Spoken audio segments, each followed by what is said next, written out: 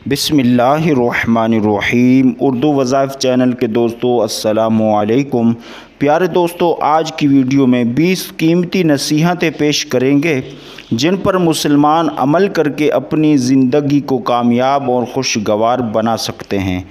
Number 1, ज़मीन पर अकड़ कर न चला करें। नंबर 2, बड़ों के सामने ऊंची आवाज़ में बात न किया करें। नंबर 3, जहाँ कहीं भी बैठो तो अपने जूतों को, अपने शूज़ को उतार लो ताकि तुम्हारे पाँव को आराम मिल सके। नंबर 4, किसी से बात करते हुए अपने रुखसार को, अपने मुंह को टेढ़ा ना किया करो। नंबर 5, ऐसी जगह पर ना सोएं जहाँ ऊपर से कोई छत ना हो या फिर किसी बरामदे में या किसी छपरे के नीचे सोएं। नंबर 6, असर के बाद सोने से जहन कमज़ोर होता है और गुस्ल खाने में पेशाब करने से हाफ़ज़ा कमज़ोर होता है, लिहाजा इन दोनों से बचा जाए।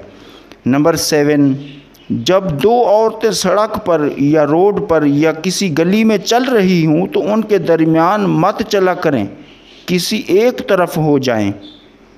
नंबर 8, इशा की नमाज से पहले मत सोया करें, चाहे आप कितने ज़्यादा ही क्यों न थके हों, आप नमाज पढ़कर फिर सोएं।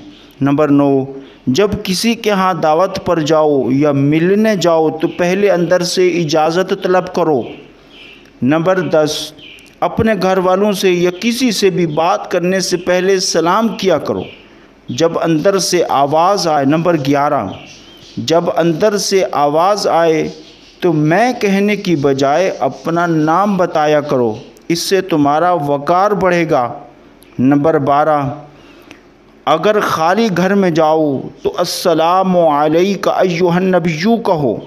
नंबर 13, जूते जब पहनो तो पहले दायां फिर बायां, और अगर जब जूते उतारो तो पहले बाएं पाँव से शुरू करें। नंबर 14, अगर कभी जूता टूट जाए तो एक पाँव में जूता मत पहन कर चलो, या नंगे पैर चलें या फिर दोनों पाँव से जूते उतार लें। नंबर 15, जब जूता तस्मादार हो तो बैठकर जूता पहने। नंबर 16, औरतों जैसी शक्ल सूरत और कपड़े मत बनाएं। नंबर 17, जब तुम्हें किसी मुसलमान भाई की कोई चीज़ पसंद आए, उसकी तरक्की तुम्हें नज़र आए, उसकी तरक्की देखो तो उसके लिए मज़ीद बरकत की दुआ करो, क्योंकि ये अमल अल्लाह को पसंद है, इससे तुम्हें भी वो नेमत नसीब होगी।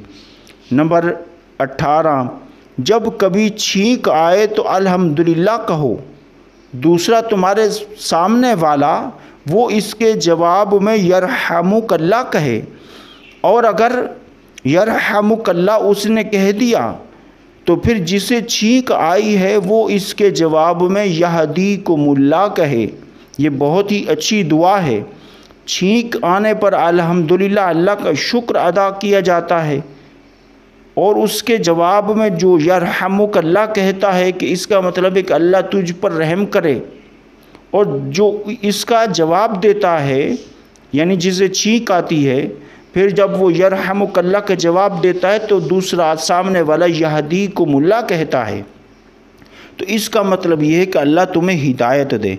नंबर 19, छींक या डकार आए तो आहिस्ता आवाज़ लें, बुलंद आवाज़ न किया करें। नंबर 20, जब जमाई आए तो इसे रोकने की कोशिश करें, मुंह को खुला न करें। जमाई के वक्त मुंह को खोलने से शैतान मुंह में घुस जाता है और फिर जिसकी वजह से किसी काम को करने को दिल नहीं करता।